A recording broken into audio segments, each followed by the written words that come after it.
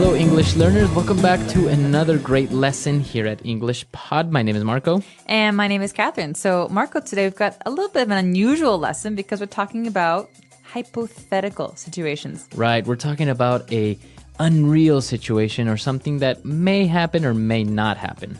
Okay, so you're going to hear all about this in today's dialogue. We're going to hear it a couple of times. When we come back, we'll be breaking it down for you so you know all about these great phrases and how to talk about not real situations with your friends.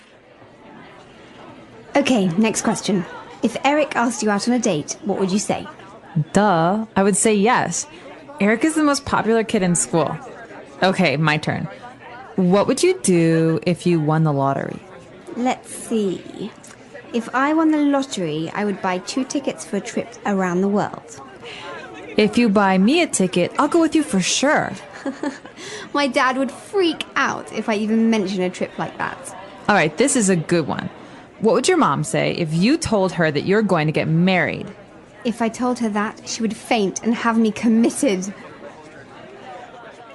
All right, so I think that was clear and, well, a very common situation. 2 teenage girls talking to each other about, boys and what would you do and da-da-da.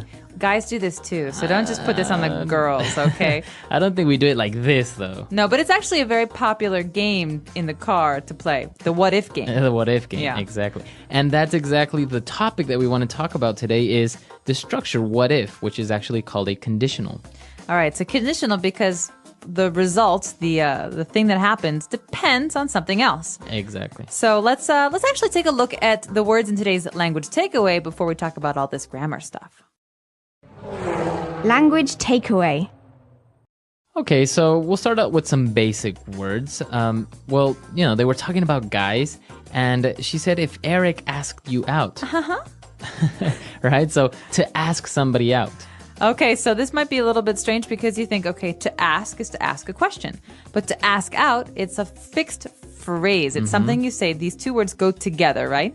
So I want to ask someone out. It means I want to invite someone on a date. On a romantic date, usually. So yeah, I want to ask him out to dinner, or he asked me out to the movies. Now, if I didn't want to ask somebody out on a romantic date, what verb would you use? I'd say you could invite someone out, but then again, it's always a little bit, you can say invite for someone if you're going to ask them on a date too. So Yeah. I'd say to ask out is always romantic, and to invite can be romantic or just friends.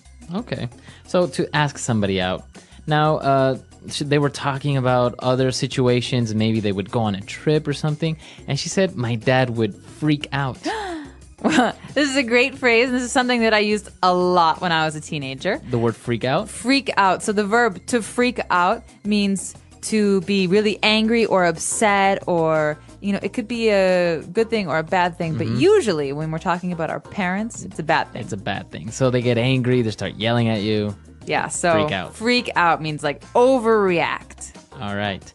And the last word that we have on language takeaway today is committed. Well, let's look at the whole phrase. He says, she would have me committed. So this is actually being done to someone. Now, we did look at this word before, but basically for marriage, right? To commit to somebody, to promise.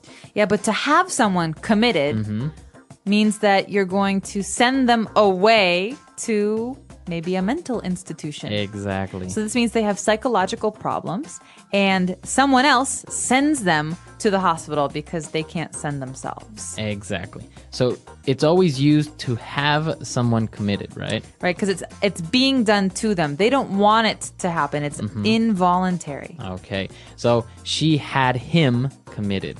My mom's going to have me committed if I keep working 20 hours a day. Exactly. So that's the way you use it. And so now you have another way of using this verb. But now I think we should listen to this dialogue again. We're going to slow it down a little bit, and then we'll come back and look at this grammar focus that we want to talk about. Okay, next question. If Eric asked you out on a date, what would you say? Duh, I would say yes.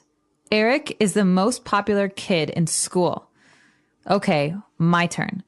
What would you do if you won the lottery? Let's see. If I won the lottery, I would buy 2 tickets for a trip around the world. If you buy me a ticket, I will go with you for sure. My dad would freak out if I even mention a trip like that. All right. This is a good one.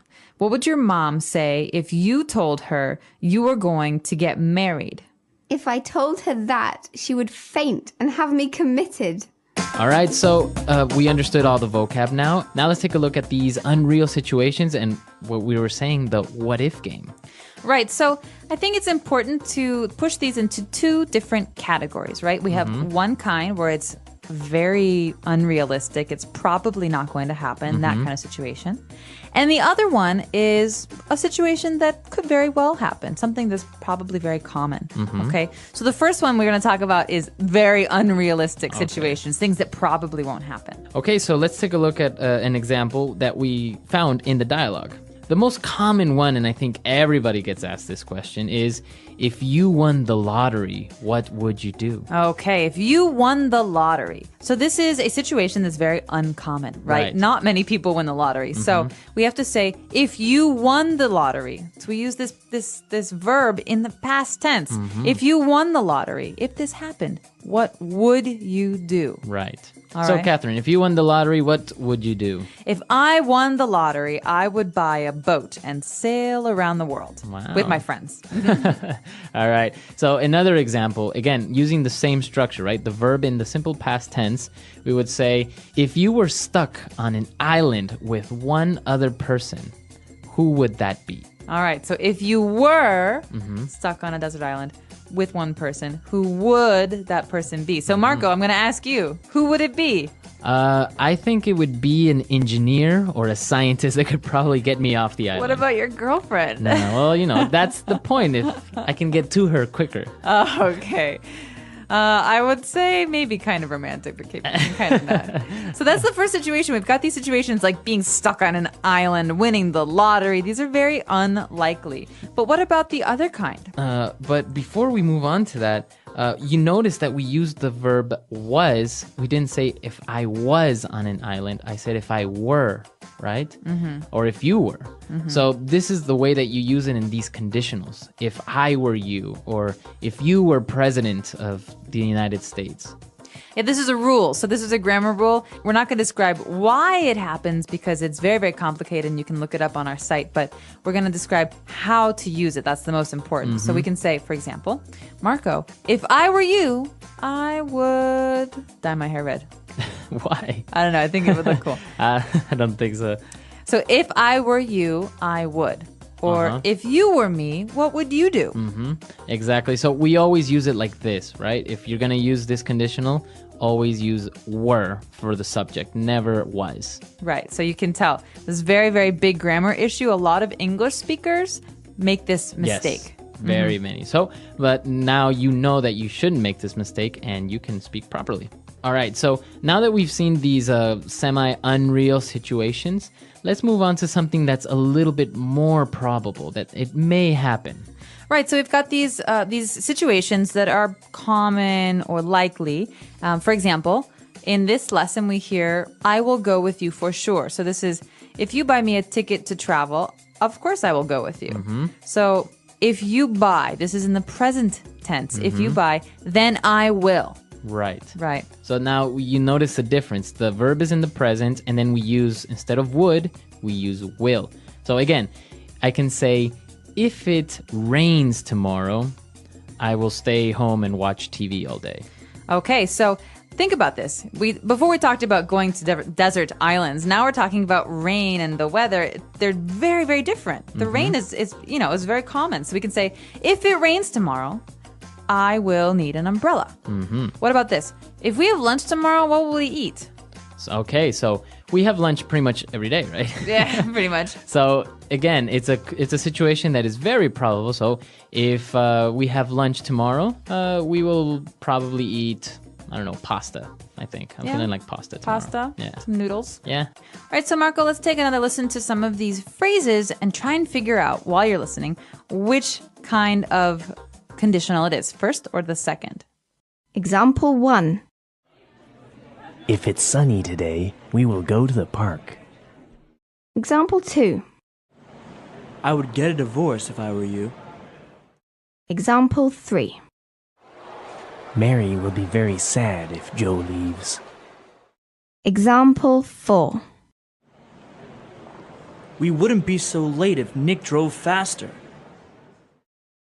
Very good. So we heard different examples, and the first conditional is the one that we mentioned is very probable, and the second conditional is the one that's not so probable. So they're very easy to distinguish. You don't really need to know the names, just know how to use them, right? Exactly. And so just remember, if you were me, what would you do? We've got these kind of pairs, these words that go together. And the other one is more common. It's if it rains tomorrow, I will bring an umbrella.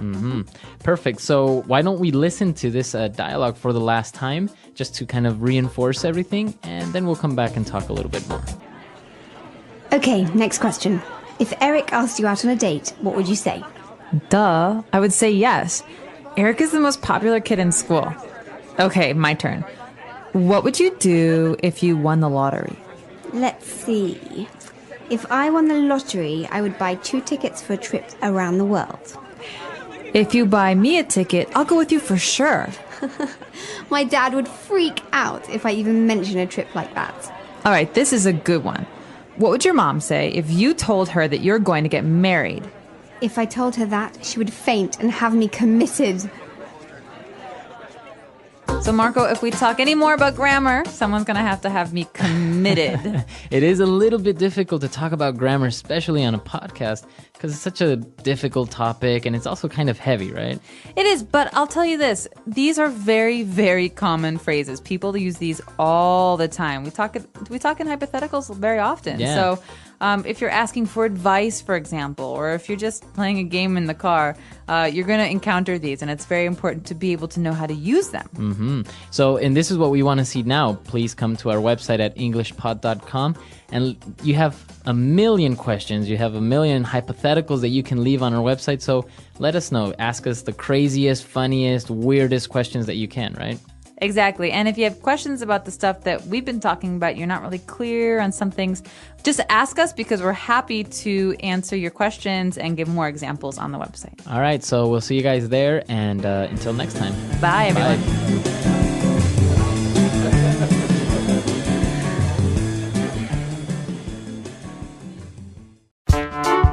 The English Pod Audio Review. Listen to the meaning, then say the vocabulary word.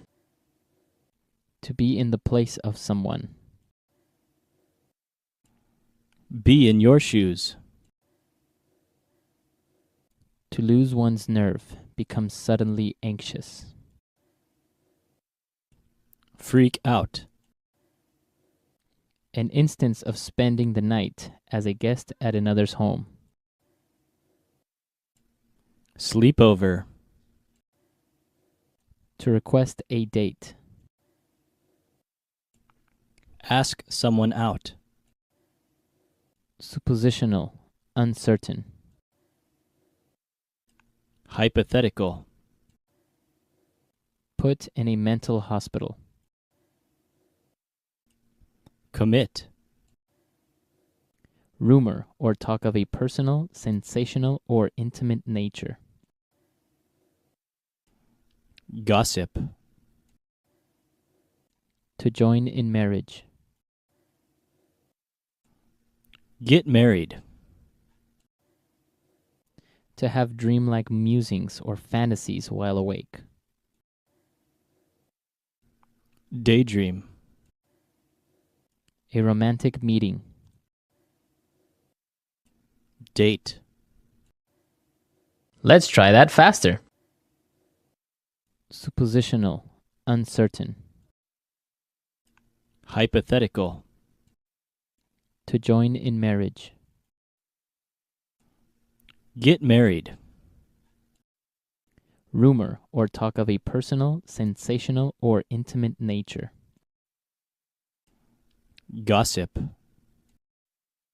To have dreamlike musings or fantasies while awake. Daydream. To be in the place of someone. Be in your shoes. Put in a mental hospital. Commit. A romantic meeting. Date. An instance of spending the night as a guest at another's home. Sleepover. To request a date. Ask someone out. To lose one's nerve, become suddenly anxious.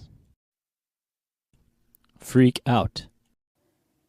Now say the word and hear it in a sentence. Ask someone out.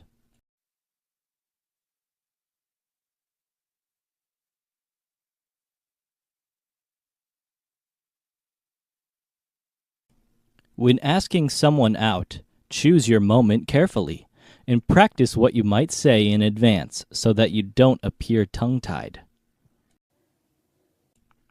Ask someone out.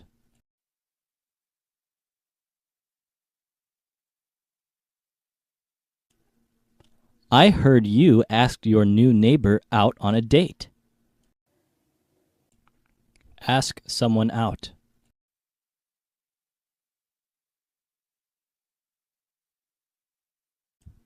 I really want to ask Jeff out, but what if he says no? Freak out.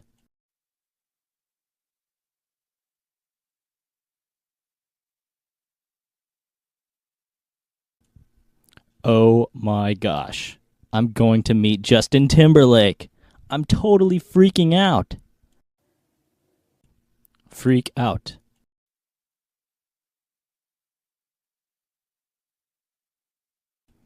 Why did you freak out when I told you I'd be late for dinner?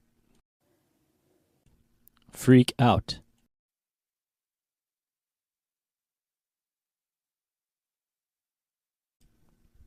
Don't freak out. We can solve this problem in 5 minutes.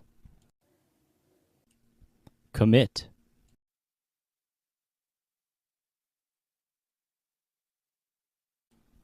The judge had him committed to a mental institution. Commit.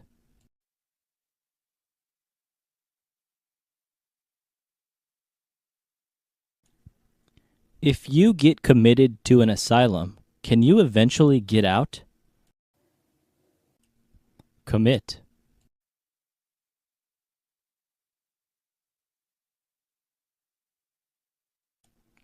He was committed to 50 hours of community service for his crimes.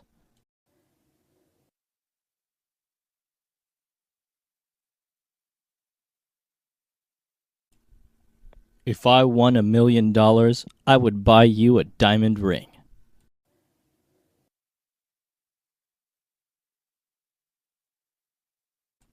We wouldn't be so late if Nick drove faster.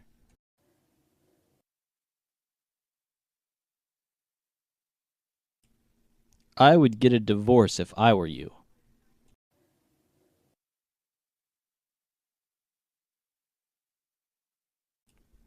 If it's sunny today, we will go to the park.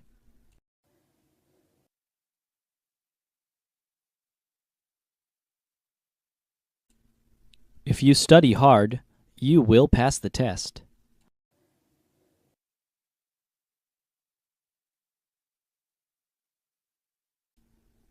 Mary will be very sad if Joe leaves.